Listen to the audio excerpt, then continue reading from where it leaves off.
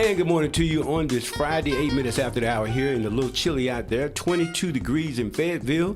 And if you've been driving, you notice there's brine on the streets. That's the chemical that they put down in case there's inclement weather, and they use that to kind of de-ice the roads. So don't know what's coming, but they're taking it serious. So, anyway, this morning we have before us Ms. TERRI Thomas. You know the name, and she is running for the District 1 Board of Commissioners. Let me explain how that works now. So there are at-large candidates, and there are, matter of fact, 6 of them. And then there are 5 candidates for District 1. All of these are partisan races. However, there is not a Republican opposition to District 1. So the 2 that survive March 3rd, they will be going to the Board of Commissioners to be sworn in December, since they have no Republican opposition, unless somebody comes in to try to write something in or something like that, and that's not likely. So what happened was a longtime serving member on the Board of District 1 Commissioners, Dr. Jeanette Council, decided to retire, and that left at least one spot open for incumbency. She will not be an incumbent running, but there is another incumbent that's running, but it won't be her. So that created a spot. So people are interested in either spot, but still one is vacant, so to speak, and TERRI is one of those. Good morning, TERRI. Good morning, Troy. Thank you for having me this morning. Excellent. Well, I just want to kind of wrap things up for folks, because some folk don't kind of understand what is going on and why, people are, these 5 people are running. But what really opened that up, I believe, was the fact that Dr. Jeanette Council chose not to run again, and then that created a spot for a vacancy, really. And then you 5 that are in it now, you all are vying for that spot, and also the incumbent is there as well. Yes. So it's going to prove to be an interesting race. But, very interesting. Excellent. So now you are a community person anyway. You work at the Vision Center. I work at the Vision Resource Center. That's correct. Yeah, the Vision Resource Center. And so you guys are concerned about what goes on in the community. How long have you been there now? It'll be 16 years end of February. Okay, 16 years, Vision Resource Center. And, well, let's just talk about your work and your commitment to community a little bit. Okay, Vision Resource Center, I've been there for 16 years as executive director, where pretty much I work with blind and visually impaired adults and kids, making sure their lives are greater and better, and making sure that they're heard and a viable force here in the community. Because the biggest thing is they just lost their sight. That's it. So they want to have a viable life here in Cumberland County, just like everybody else. That's my day job. My community job, I'm pretty much right now on the ABC board, but I've served on tourism board. I've been on a lot of different boards here in Cumberland County, but all of them pretty much serve the community, and have always served the least of these on every board that I'm on. I always get that seat of citizen, public citizen. That's my, every board, for those that don't know, have different seats that you can hold positions for. And so I am always that public citizen. And what I want people to know, I guess, Troy, is I am executive director of the Vision Resource Center, where I do advocate for blind people, which is one of my superpowers, is people that are less fortunate than others. But also, I also deal with people that call in that have different issues, whether it be, I'm almost about to experience homelessness. Who do I call? I can't pay my light bill. Who do I call?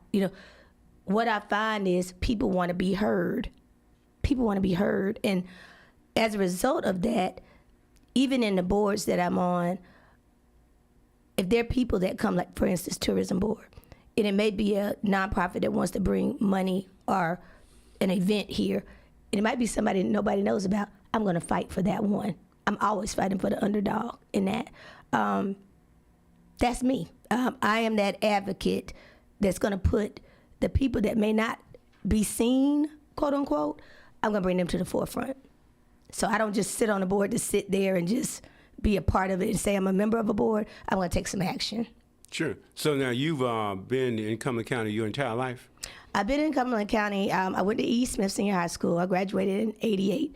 Went to North Carolina State, and I was there until my mother's health fell ill. So I actually worked in Sanford, North Carolina, and I moved back to Fayetteville in 2005. So I was in and out of Fayetteville during my mom's illness. I'm helping my dad take care of her, and then I moved back to Fayetteville full time in 2005 to help my dad after she passed away, and then ultimately take care of him.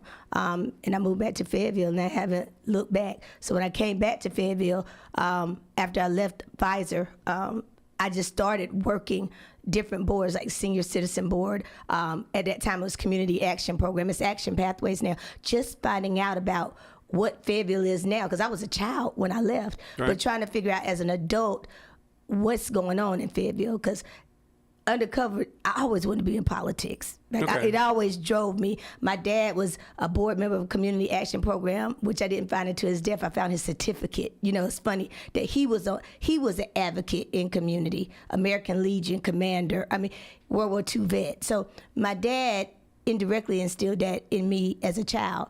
And at E. Smith, I was junior class president, senior class president. So I've always had that will and desire to serve people.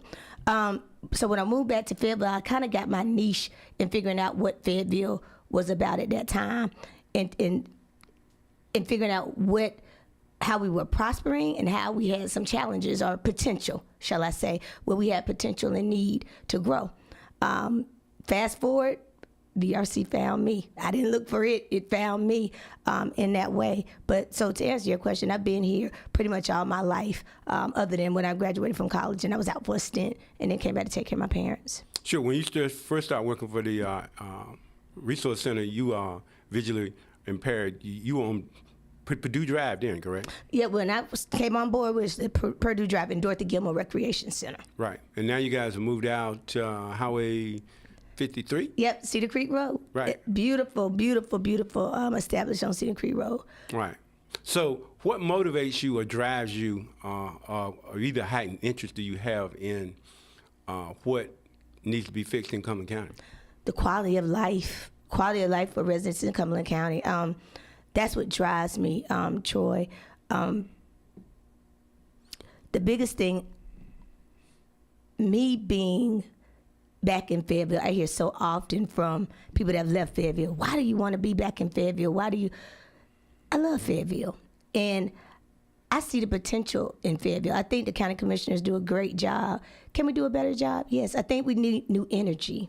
I think out of all of the people running, I think I'm the youngest. I'm not that young, but I'm the youngest. And I think I bring a lot of energy in newness. And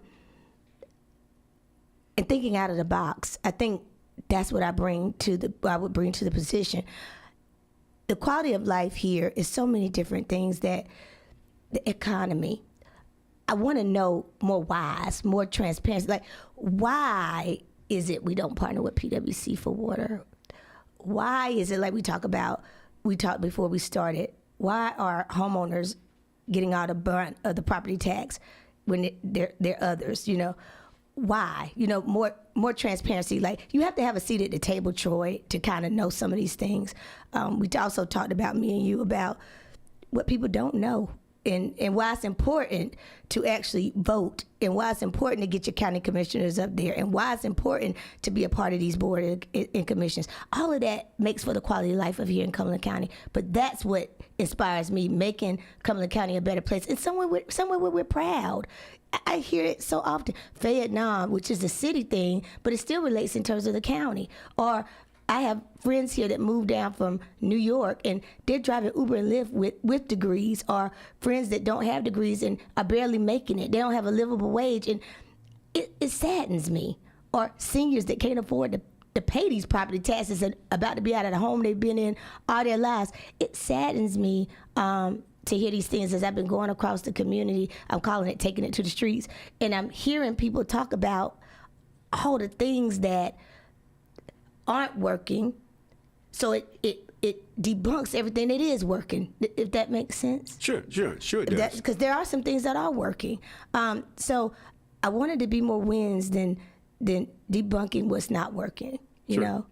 For those tuning in and viewing us on Facebook Live, We have Ms. TERRI Thomas. She is a candidate for Cumberland County Board of Commissioners District 1. There are 4 other candidates inside of that race, one incumbent. But again, that's going to be solved in probably most likely March 3rd when the primary comes. But we're looking forward to that. And matter of fact, just many days, early voting starts the 12th. February 12th through the 28th. Right. So, time's flying by. Flying. It's flying, to say the least. Right, right. So, but understand, Cumberland County District 1 is the minority-drawn district inside the Board of Commissioners. You're taking in some downtown, and then you have, I think it's city districts. I know it's city district 7 and 3 and 4. But you're talking about Fayetteville. Fayetteville is over 60% of all the voters in Cumberland County anyway.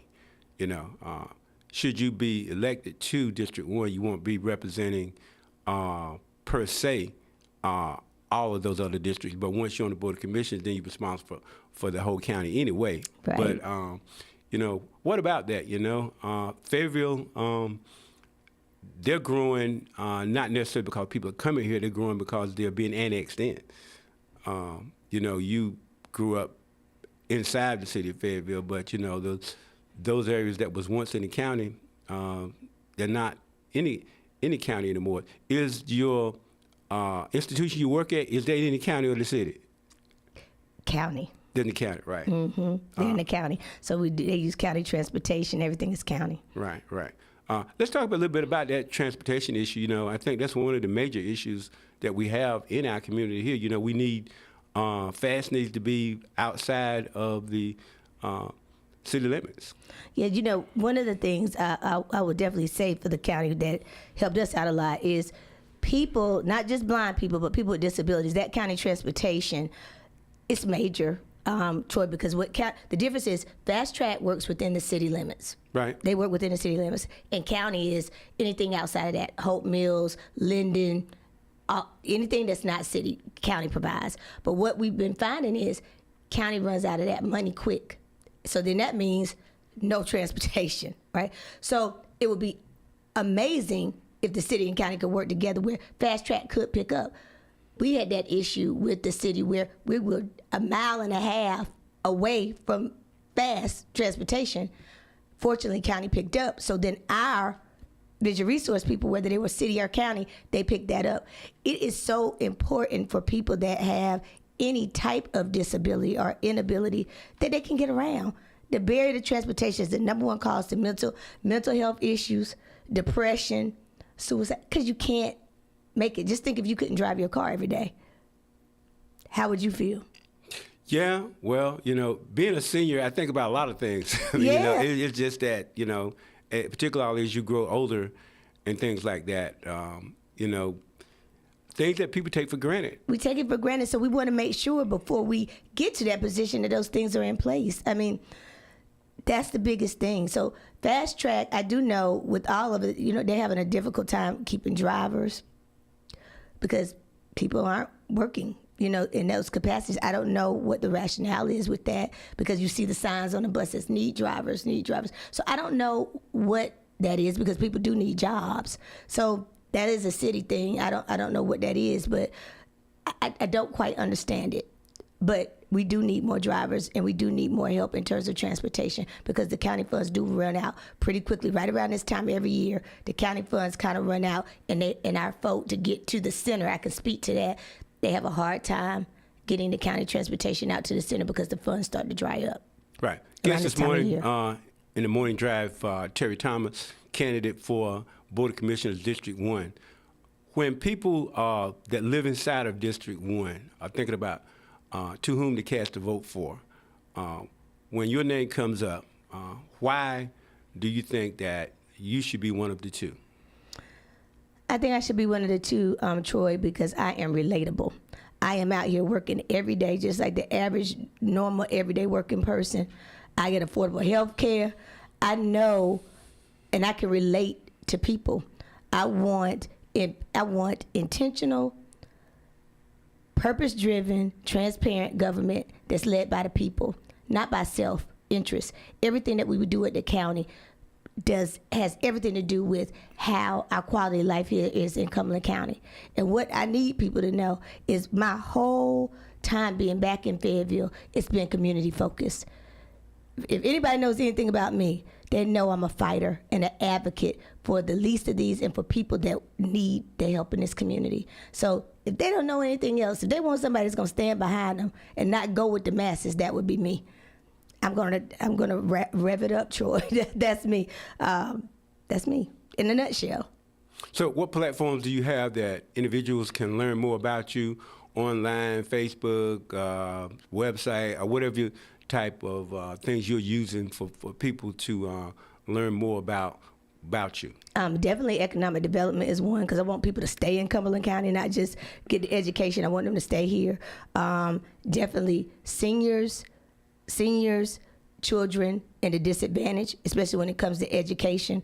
My stand on that is more transparency. I know the county gave more money to education, but closing schools, I don't really think that's the answer to it. I don't think that's the answer. There's so many other different things. Absenteeism, lack of resources for the teachers. We got to have more supports in terms of where that money is going. I'm concerned about where it's going to support, right? Also, substance abuse and mental health. I think they're one and the same. I don't think that they could be separated. Homelessness, where I stand on that, it's good to get the emergency shelter, but I want to make sure that there's stability. What's the life after that for those that need it? Also, the water. Guaranteed, we got to have good water for anything to come here. Infrastructure, health of people, for people to even want to be here in the first place, and how we're working with PwC to make that happen. I haven't read anything about that. Those are some of my major platforms, and also wellness, in terms of we don't do enough talking about maternal and infant health. We don't do enough talking about that, prostate cancer, just the health of people here in Cumberland County. That kind of gets missed in everything else. So those are some of my platforms that I stand on and I work on, and just asking the questions and the transparency here in Cumberland County. So that's me. I want to have a seat at the table to know, so I can let not just me know, but District 1, in terms of, that is my district, in terms of going into the District 1 community and giving them that transparency. But being a part of the community as a whole, Cumberland County as a whole, but being able to get that word out so they know, for those that don't know, so that they do know, because it's critically important to the quality of life here in Cumberland County. So I guess you're on all of the social media platforms? I am. I use that, but then I'm also getting out in the public too. I've been doing taking it to the streets, doing some pop-ups at local restaurants and stuff, to be able to make sure people get a chance to know me, not just Vision Resource Center, because people know me for the blind, and what else does she do? I do a whole lot. I do a whole lot for this community behind the scenes, and helping and figuring things out and advocating. So I want people to get to know me, not just by my day job, but what I do beyond that in terms of advocacy in this community and how I fight for the community. Excellent. Well, look, we applaud your efforts and wish you much best success in all that you do. Thank you already for your contributions to our community already. Because you don't have to necessarily be elected in order to serve. No, you don't. However, that is a place where public policy is made, and that affects things. Sit at the table. We certainly need folk at the table that can affect good public policy, and I would agree with you. You're not a baby, but compared to the rest of them, you're a baby, because, there's some rather senior people around my age that are there, 70, I'm just saying, look, still, that's senior citizen. Okay, how you look at it, it is a senior citizen. But I think that you would be a great asset, and so we look forward to that. I used to live in District 1, but I'm in District 2 now. Okay. So I won't have an opportunity to make a selection in that race, but still, wish all you guys the best success. And thank you for coming by this morning to share more, and we'll be seeing you on the campaign trail. Well, thank you for having me. You sure will. Excellent. Well, look, we look forward to it. The last comments left up to you. So, if you want to make you a ready-made commercial in this last 2 minutes, go for it. Well, what I would say is, Terry Thomas for County Commissioner District 1 of the people, for the people, a reliable voice. You have a friend in me, relatable. Just remember that. I am relatable. I get you. And everybody that knows what I'm talking about knows what I'm talking about, Troy. Excellent. Well, look, we enjoyed you this morning. I'm going to bounce it back now to our most able producer, Reverend Carl Brinkley. Yes. Going to a break, and but we'll be back with other stuff following the break. But thank you so much, Miss Terry Thomas. Thank you, Troy. All right. Bye-bye.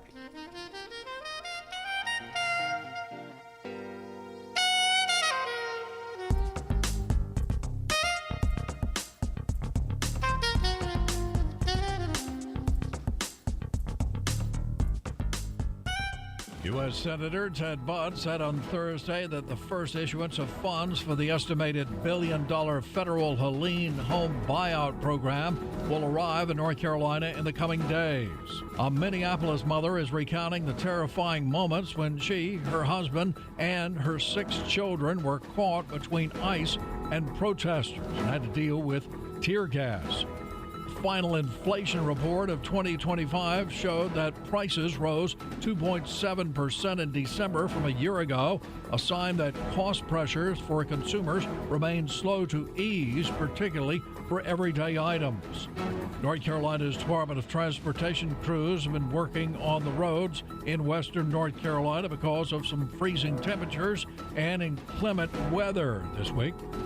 Scientists may have found a way to stop the inflammation suffered by millions of chronic disease patients. Mike Rayleigh, NCN News.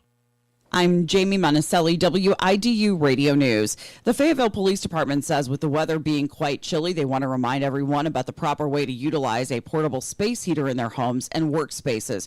Remember that heaters should have tip-over protection. Heaters should be plugged directly into the wall, not into a surge protector, splitter, adapter, or extension cord. Heaters should be placed in an area where you can maintain 3 feet of clearance to the front and sides of the device. Fayetteville police detectives are asking for the public's help into the shooting death of 28-year-old Tavon Adams of Fayetteville. This happened July 7th, 2025 at about 2 in the morning along the 400 block of Slim Circle. The investigation revealed that a 2007 Ford Focus, gray with a clear coat on the roof that appears to be fading with no hubcaps, dark tinted windows, and the gas tank cover missing, was in the area during the time of the homicide. They are looking for the public's help for any information on the vehicle, its occupants, and the shooting death of Tavon Adams. From WIDU. Good Friday morning. We start your day with clear skies and temperatures chilly at around 20 degrees. By this afternoon, we'll have plenty of sunshine. Highs in the afternoon will be a bit warmer in the mid-40s, and we'll have a bit of a breeze. Then more cloud cover overnight into Saturday morning. Temperatures drop to the mid-30s. Then some brief showers are possible on Saturday with partly cloudy skies. Highs will be warmer, reaching the mid-50s. A colder end to the weekend with a wintry mix possible. For the North Carolina News Network, I'm meteorologist Grant Skinner in the Weather Center.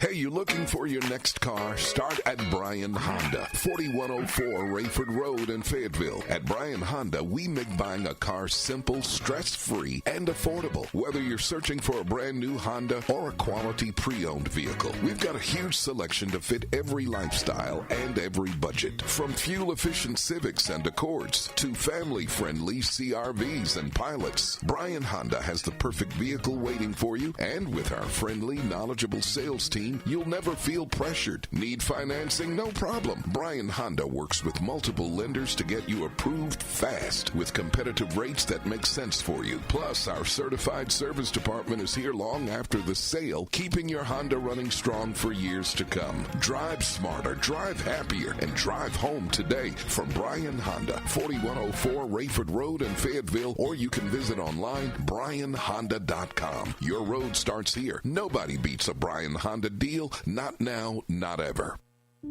As veterans, we're no strangers to helping others. It's what we were taught, trained, and told to do. It could be for anything. Helping a friend move. Listening to a fellow veteran for hours, at any hour of the day. Or just simply making time for people. A neighbor, a loved one, or even a stranger. We're often the first to help others. There's no question about it. But we do have one question for the veterans listening. When was the last time you reached out for help? Perhaps it's time to do for yourself what you would do for others. If you or someone you know needs resources, whether it's for stress, finances, employment, or mental health, Don't wait. Reach out. Find more information at va.gov/reach. That's va.gov/reach. Brought to you by the United States Department of Veterans Affairs and the Ad Council. Dr. Martin Luther King Jr., the legacy continues. This moment in history with Dr. King is being brought to you by Rockfish Memorial Park and Mausoleum, Highway 301 South in Fayetteville. You can accept it. You will leave those state troopers glutted with their own barbarity. If you can accept it, you will do something that will transform conditions here in Alabama.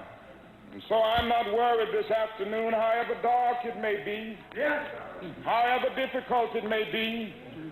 I know that it is true, the truth forever on the scaffold, wrong forever on the throne. Yes, sir. That is another part of that great statement. Yet that scaffold sways the future.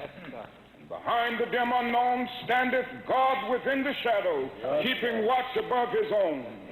William Cullen Bryant is right.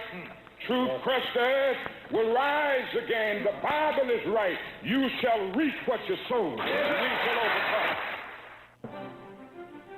This moment in history with Dr. Martin Luther King Jr. was brought to you by Rockfish Memorial Park and Mausoleum. Call 425-1923 for pre-need planning. Rockfish Memorial Park and Mausoleum, 301 South in Fayetteville.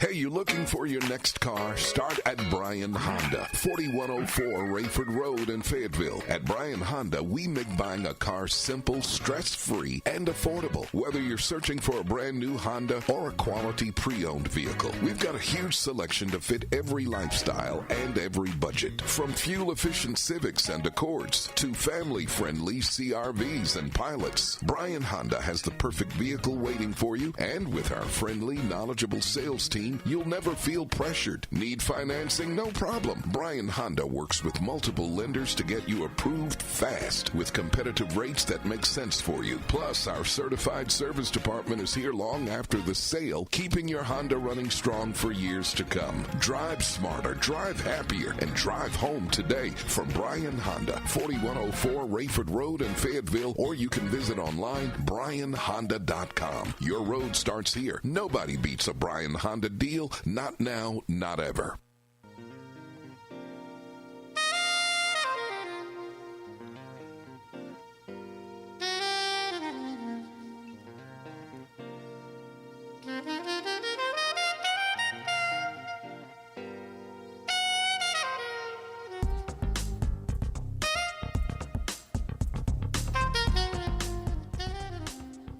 And we're back now for the second half of this hour, getting ready to wrap this thing up on this Friday. Again, still cold out there. Brian is on the street, so we'll see what happens. Man, I put a lot of effort into this Dr. Martin Luther King Jr. stuff. I really don't want that to be interfered with, but whatever. The Lord, if the Lord allows it to come down, it comes down. Anyway, going to the phone line, so we have DL is on the line with us this morning. Good morning, DL. How you doing, sir? Yeah, it is cold, and then it's supposed to get it up to the high 40s, which is still cold. So I might wait till some outdoor activities. It's supposed to be in the 50s tomorrow. Yeah. So, but the precipitation expectancy or prediction is they're looking at Sunday as being when things may fall. So we'll see what happens with that. But yeah, it's cold. Yeah, got a lot going on this weekend. It's quite a bit going on nationwide and also locally, statewide with the whole political stuff, and particularly you sent me this thing where this guy, this judge, the case against him was dismissed. The one that was in Durham County. Yeah. I don't like. I still don't like the fact how that went down. My thing is because I never was able to find out if who did the investigation and why the summons was issued, but it's over with. I just think because we compared it to another case that went down. Yeah, I can't remember the case we compared it to. It happened a couple of years ago in Fayetteville. Yeah, as for those that don't know what we're talking about, what happened was a judge, a female, had accused him of. Did she accuse him of assault or what?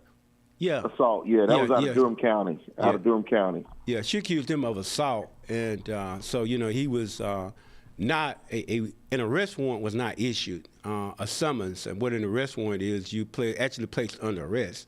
A summons is a summons for you to come to court. It's still a legal document that requires your presence before a judge. Yeah.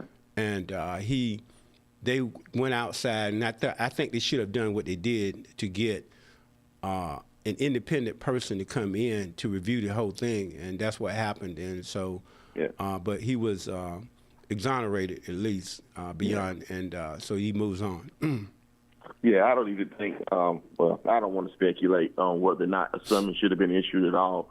Because think about in North Carolina, for misdemeanors, anybody can go to a magistrate and say someone hit them, and the bar has to be, while the elements are the same, if a judge assaults somebody or me or you assault somebody, the bar needs to be higher because you don't know if that judge sentenced a family member or something. You know what I'm saying? So it just... that we need to be careful with those. But Troy, real before we get into some other stuff, this Mike Tomlin thing, everybody know me and Paul Steeler fans, and I think Tomlin was troubled by, he wanted this, even though there's a lot of outside knowers thinking he should have been gone 3 or 4 years ago. He's seen the handwriting on the wall, Troy. The number of games the Steelers have lost in the playoffs, they barely got in, and then they were beat real, not showing up. And I think he looked at the legacy, and I think he said, I need to let somebody else handle this, because the owner in his press conference said he had no intentions of letting them go. He said Tomlin made the decision. I read, and I don't know, you follow it, I'm sure probably closer than I do, but that Tomlin had a lot of input into the draft process, though. So, that's great. It wasn't like that he was given players that he had to work with. He actually was involved in that decision-making process. Is that true, to your knowledge? Yeah, and I see. I like that. You can like Tomlin, be critical of him, Troy, because people made it seem, depending on who you're listening to, they want to put their spin on it. Oh, they just hired him and told him this is what you're going to do. You don't have no say-so over your coaches or player personnel. What team owner hires a coach to make him the third highest paid in the league and just tell him to work with whatever I give you? It wasn't like that. So Mr. Rooney, the owner of the Steelers, he's going to pay him his last 2 years on the contract, and he's going to waive the non-compete clause, meaning he can go work anywhere else. Now, if he goes to another team, the Steelers might have to get compensated. He has a suite for the rest of his life, him and his family at the stadium, and he will, get his little wall plaque area somewhere in their facility, in their Hall of Fame. So I think Tomlin did the right thing. My biggest thing with Tomlin, I think I showed you a video where Tony Dungy was raving about Mike Tomlin when he was working at the University of Cincinnati, and Tony Dungy he was mesmerized. He liked him, and he brought him in because he said he wanted young, smart talent.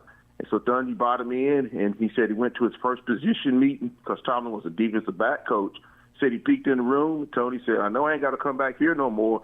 So I say that because Tomlin needed to surround himself with his assistant coaches let him down, and he let himself down in the draft picks because he just, he could have taken Lamar Jackson, and I think he let Big Ben hang around too. They didn't have a succession plan from Big Ben Roethlisberger. But, he had a good run, 19 seasons, not one losing regular season record.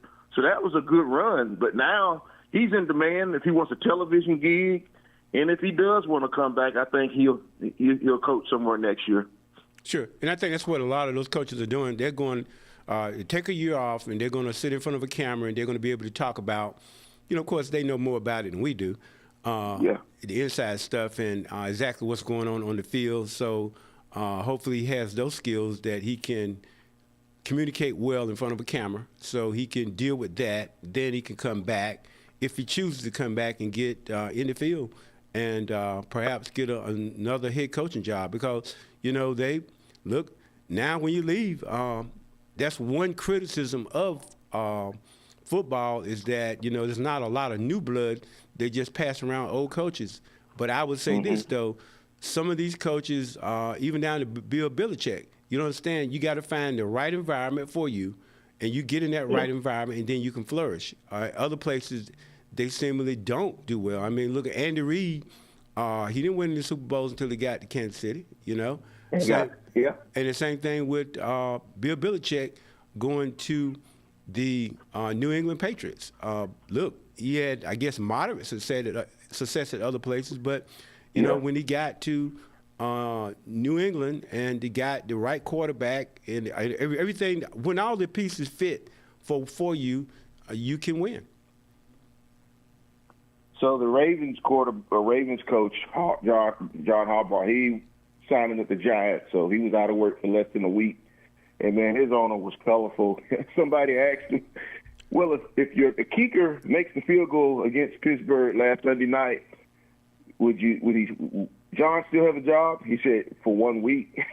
He had his mind made up because, he had Lamar Jackson, two-time MVP, and Derrick Henry from Alabama. And even though his players let him down, the owner just wanted to go in another direction. He said it was time to move on. Well, that's where those jobs are. They're certainly about wins and losses. And, look, fan base, owner base, if you're not winning, you're gone. And then sometimes you can be winning and still they won't let you go. I mean, this happened in the 90s. What the team called the Dallas Cowboys? Yeah, they were winning. Well, that's what I'm saying, right? And, I mean, that's what the Dallas Cowboy fans ought to think about. Jerry Jones, that was just insane what he did. I mean, was this guy really that dumb that he think that no matter as long as you got some good players, any coach can coach them? I mean, Jerry Jones, that was just, man, that's close to just being a moron. Ego. He was ego. His ego got the best of him. Listen, he tested that theory. Right. He tested that theory because Barry Switzer didn't win his first year. He won his second year, and they beat the Steelers. And then after that, it went downhill after they won that last Super Bowl. Yeah, well, I think Barry Switzer was riding off the coattails of the previous coach. And, definitely. And definitely. He put that thing together. He knew what he was doing. They could have had a dynasty, but again, here you are. You're the owner, and you want to be about you when you got a coach. But but I've seen that happen even in professional settings, man. Sometimes these owners to companies and stuff like that don't want to give the people credit that's down in the trenches doing the work for them. They just, hey, look, this has to be about me. And when they do that, they mess it up. They mess it up. That's what happens. Going on to college football, so on Monday night. So we won't be here on Monday, guys. That's a holiday. So we're going to come back on Tuesday, and we'll be talking about, of course, the divisional rounds in the NFL, as well as that would be the day after the college football championship. And there are people that are saying that there's no way that Miami just doesn't stand a chance. I don't know about that. I don't know. When you start talking like that and doing like that, if it gets inside of either team's head that if Indiana believes we just have it in the bag, and if Miami is saying, hey, look, we're going to go out here and show them, you just don't know what's going to happen in games like that. That's how I feel about it. Yeah, I agree with you. The big thing, though, Miami has a defensive back that was suspended. It'll be suspended for the first half because they got him for that targeting room, meaning that he launched his helmet head first into another player when they played who did Miami beat? Ole Miss. So he's got to sit out the first half. Don't know if that's going to make a difference, but Miami's definitely the underdog. Yeah. But, there have been underdogs to win. That happens all the time, in the pros as well as the college teams in all sports. Switching gears, talking about sports, this thing before the Supreme Court now, and I just don't get this. I don't understand why they want men to play, biological men to be playing against women and going in their locker rooms. And that's what's before the Supreme Court now. I just, that doesn't make sense to me. Maybe somebody else it makes sense to, but it doesn't make sense to me. Why we would be even having this discussion in front of the U.S. Supreme Court? Well, I agree with you. It's funny. Folks, I'm not a JFK fan who our vaccines are, but the folks, mostly on the left, and a lot of folks will say this: we need to trust the science, and we need to trust the science and proven medicine, because we know MMR, measles, mumps, that's proven fact that we need to be vaccinated from that. So we should trust the science.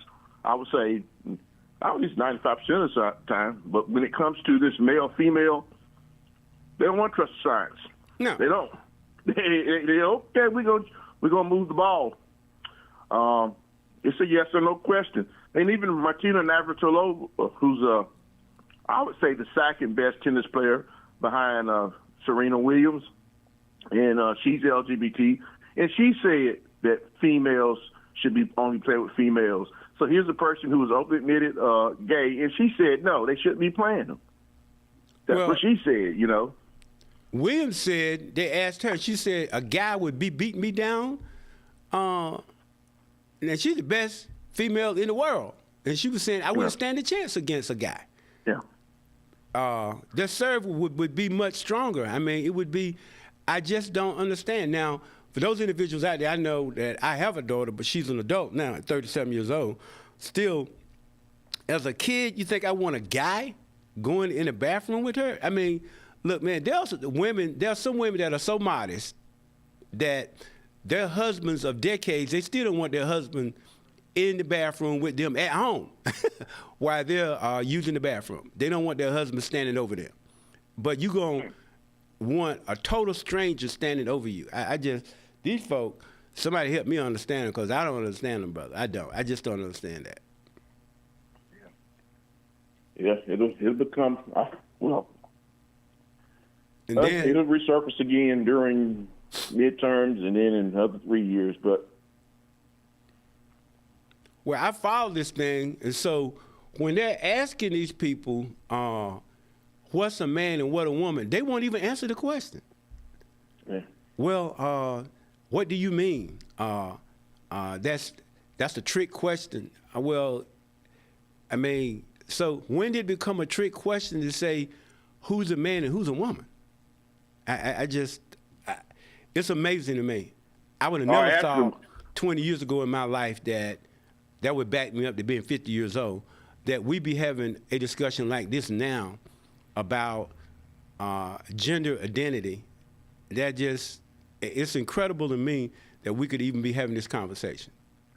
Troy, they asked him this one: can a man have a baby? Yeah, right. And yeah. then they get and listen, and I criticize and I love it when the folks on the right get twisted in the pretzel when they have to answer something that President Trump has done. They get all twisted in the pretzel. They do it on the left.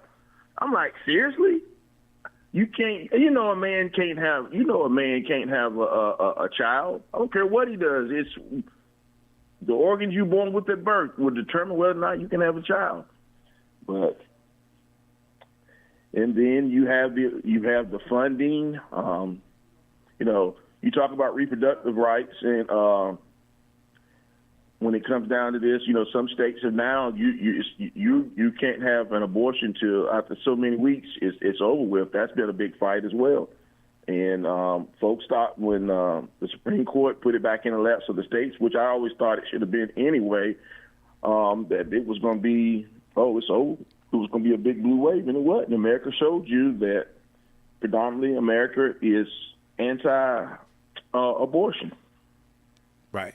Well, and then, you know, I mean, it just, the stuff they come up with is just kind of bizarre to Brother Troy. But then again, like I said, I don't know. You know, I'm just thinking in my mind, how do they come up with this stuff and think that it's okay? So taxpayers need to pay for a sex change to an incarcerated person, someone that is incarcerated, that in their mind they want to be a different gender, that you pass that cost on to the taxpayers. And they think that's not in okay. North Carolina. We don't do that in North Carolina. That was done in, I'm pretty sure that was California, because that was, I think that hurt the Harris campaign when they floated out those commercials. And in the commercials was not while she was in the Senate. It was when she was the Attorney General of California. But that's not happening in North Carolina. But there was a federal case, though, that allowed that, a federal case that allowed that. I'm just saying is that, so, and you know, and the price is pretty astronomical as well. But, I mean, I just feel like that at the end of the day, some of these politicians, like Ray, if they had to spend their own personal money, I believe they would be making different decisions. But when they're spending public money, they just choose to spend it. It's just like willy-nilly, you know? I don't care.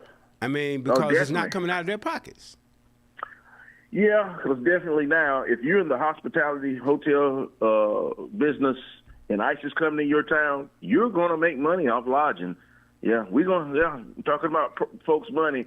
When this said and done, listen, I believe in immigration enforcement on the border. What we got going on now is overkill, but the price tag is what's going to be a lot, because you have to feed all these folks who are not sleeping in their own bed at night. You have to feed them, and you also have to house them, and then you have to move them. Hey, you got me on taxpayers' money.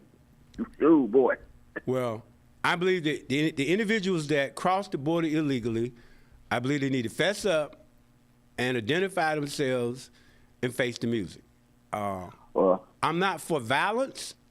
However, I am not for nothing not being done about this, because I believe it does drain resources from places that resources could be going to other places. You know, at the end of the day, you know, here we are, we're just spending money by the trillions of dollars into a deficit. At some point, that's going to turn on us. I'm looking at what goes on in Chicago now and other places with taxes. Trust me, brother, I believe if I live long enough, just like the Boston Tea Party was about a tax, I believe that's going to be a tax revolt in America. I believe that's the thing that's going to destroy us. Well, listen, they called Obama the deporter-in-chief. He deported a lot of folks. He didn't have these mass folks doing all this. I'm just saying the price tag, if he's got 3,000 that's like a battalion in the 82nd Air Division. When I was in, we had three brigades. So what he got? Well, let me see. No, company level is like close to 100. I'm trying to think of a battalion. No, he almost got close to a brigade of personnel up there. That's a lot of folks. And Minneapolis is not that small. So, I mean, look, see, now I'm going to side with proper law enforcement. I am. I mean, I just feel like, and those individuals that are out there that are trying to keep these people from doing their job, I'm going to argue all day long that they are wrong. They need to stay home. This whole notion that you can protest to keep federal law enforcement from carrying out their jobs is not right. It just, that's not the way to try to fix this. Hold on a second, Troy. They can protest, but they shouldn't be interfering with this. What you meant to say, right? They can protest. The manner in which they are trying to protest. I'm saying, okay, now if they violate the law, yeah, right. Of course they shouldn't be. It's not a good idea. But when you have the biggest one, and see, you got Kristi Noem not knowing the law. She gonna see there. They asked the lady yesterday. I seen the recording. She said, "Well, we need to see ID." She never showed their ID. And you can't have federal agents. If you put hands on somebody and knock them to the ground, they should either be arrested. You need to get their name, because they can come back and say, he hit me upside the head, and go fake an injury. They should either be looked at and released or charged. They're not doing it the right way. And Christy knows it's wrong. You cannot make a citizen who's walking down the street. If I walk past a place where they're looking for a target and I happen to be across the street, you ain't got no reason. You need to be, just because you're looking for a target, you need to have more than that just to go ask the person for their ID. You can ask them anything, but they are not required to show it if they're just walking. If they live near a target, that's where she's wrong. Well, the whole thing is, but they're pointing that, though, we got about a minute and a half left. They're pointing that at federal officers. Look, regular city police are doing the same thing. I mean, that's something that needs to be corrected all the way down to Bonnie Fife. You know what I mean? Yeah, that's why they got body cameras now, too. But my thing is this right here. They have a right to protest, but it doesn't make sense to me, DL. I mean, why are you protesting people being expelled from this country that are here illegally? Now you got a right to do it. But I'm saying is that for me, I might not like the reason why they protest, but I'm not going. To me, that's irrelevant why they're doing it. As long as they do it and don't interfere with law enforcement, that's when we have a problem. At when you interfere with law enforcement, when you protest, got a problem with you. You need to be locked up. Shouldn't be doing it. Now your cause may be stupid because you want the sky to be gray, but hey, whatever, you know. Heard that. Well, look here. Our time is up, man. Look, hope you have a great weekend. We'll see what happens with the weather there, and also we'll see what these games turn out to be. Should be quite interesting this weekend, no doubt about it. Yes. All right, we'll talk. So, look, thank you so much. So, coming back here, coming up, you're going to have at 10 o'clock, you're going to have Reverend Dr. John Godbolt and his brother Ron, and what's that? Is that Brother Tony? Coming in, Colin Billingsley coming in at 10. That's Heartbeat, and then you're gonna have. No, I take that back. We're gonna be playing this morning interviews from the candidates. Right, that's what we're gonna be having this morning. Started at 9 o'clock. I think so. Right, I think that's what we're gonna have at 9 o'clock. But anyway, look, you all have a great weekend. Be safe out there, and also. If you got something to do on Monday, go somewhere. You know, it's not just a day to sit down and eat grits and eggs now. It's a day of service, too. Go find something to do. Do something well. Look, have a great weekend. Thank you so much.